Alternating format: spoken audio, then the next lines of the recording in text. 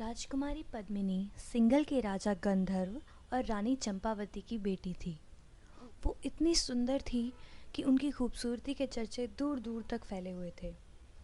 उनके लिए एक योग्य वर का चुनाव करने के लिए राजा गंधर्व ने एक स्वयंवर आयोजित किया, जिसमें पद्मिनी की सुंदरता की कहानियां सुन के कई राजाओं ने भाग लिया। उन सभी राजाओं में चित्तौड़ के राजा रवल रतन सिंह भी शामिल थे, जिन्होंने बाकी सभी राजाओं को पराजित करके स्वयंवर को जीत लिया और राजकुमारी पद्मिनी ने भी उन्हें अपने पति के रूप में सहर्ष स्वीकार कर लिया। लेकिन ये खुशी ज़्यादा दिनों तक नहीं चली। उस वक्त दिल्ली की सल्तनत पर बादशाह अलाउद्दीन खिलजी का शासन था। अलाउद्दीन खिलजी एक लालची और निर्दयी सुल्तान था, और जब उसके कानों में पद्मिनी की सुंदरता की तारीफ़ें पड़ी, वो उसे पाने के लिए बेचैन हो उठा और उसने रानी को पाने के लिए चित्तौड़ पर आक्रमण कर दिया।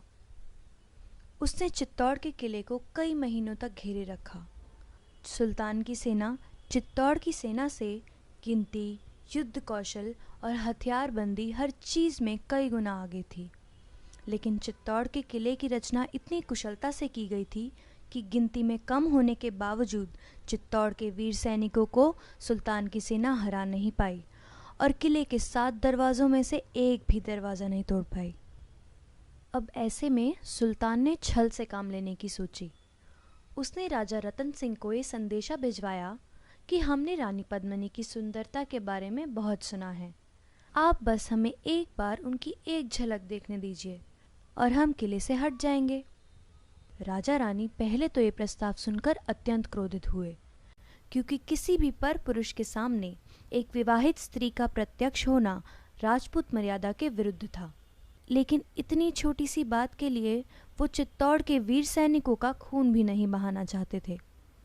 इसलिए उन्होंने एक बीच का रास्ता निकाला कि सुल्तान रानी को आईने में देख सकते हैं, जिससे कि राजपूत आन भी रह जाए और दिल्ली के सुल्तान की बात भी। उसके बाद सुल्तान को रानी पद्मिनी के महल में ले जाया गया। रानी पद्मिनी सरोवर के बीच बने अपने महल की सीढ़ियों पर आई और सुल्तान को उनके महल की दीवार पर लगे दर्पण पर उनका प्रतिबिंब दिखाया गया। इतनी दूर से भी रानी का रूप देखकर सुल्तान अलाउद्दीन के नापाक इरादे और भी मजबूत हो गए। उन्होंने राजा रतन सिंह का शुक्रिया किया और उनसे विदा लेने लगे। राजा को बातों में लगाकर सुल्तान उनसे किले के 7 द्वार पार करवा लाए, और जैसे ही वे आखिरी द्वार पर पहुंचे, जाल बिछाए तैयार सुल्तान के सैनिकों ने रतन सिंह को बंदी बना लिया और उन्हें दुर्ग के बाहर एक शिविर में कैद कर लिया।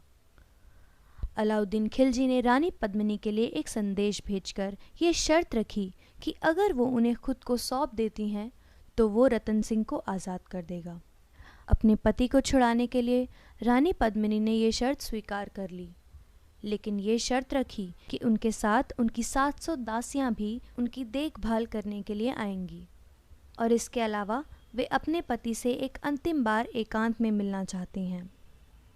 सुल्तान को इस शर्त से कोई समस्या नहीं थी, लेकिन वो ये नहीं जानता था कि रानी की दासियों के वेश में चित्तौड़ के छटे हुए सैनिक 700 पालकियों में स्त्री के वेश में बैठे थे, और हर पालकी को उठाने का काम भी वीर सैनिक ही कर रहे थे। कड़े पहरे के बीच रानी की पालकी को सीधा उस शिविर में उतारा गया जहां पर रतन सिंह को कैद कर रखा था। लेकिन उस पालकी में भी पद्मिनी नहीं, बल्कि उनका 12 साल का भतीजा बादल था, जिसने आते ही रतन सिंह को आज़ाद किया और उसके एक इशारे पर सभी सैनिक पालकियों से उतरकर अचानक ही सुल्तान की सेना पर टूट पड़े। इस बात से अनजान सुल्तान की भारी सेना को भी संभलने में वक्त लगा, और राजा रतन सिंह को सुरक्षित किले में वापस पहुंचा देने के लिए इतना समय ही काफ़ी था। उस दिन के बाद कई दिनों तक सुल्तान और चित्तौड़ के सैनिकों में युद्ध चलता रहा, लेकिन धीरे धीरे चित्तौड़ के वीर सैनिक वीर गति को प्राप्त होने लगे और चित्तौड़ का किला कमज़ोर पड़ने लगा। जब रानी को ये प्रत्यक्ष दिखने लगा कि चित्तौड़ की हार निश्चित है, उन्होंने सुल्तान के हाथ पड़ने की बजाय आग में जल जाना बेहतर समझा। किले की सभी महिलाओं ने भी उनके इस निर्णय का समर्थन किया। राजपूतों में इस प्रथा को जौहर का नाम दिया जाता था। एक तरफ जहां सुल्तान किले के द्वार पे द्वार भेद रहे थे, तो वहीं इस तरफ किले के अंदर एक विशाल चिता का निर्माण किया गया।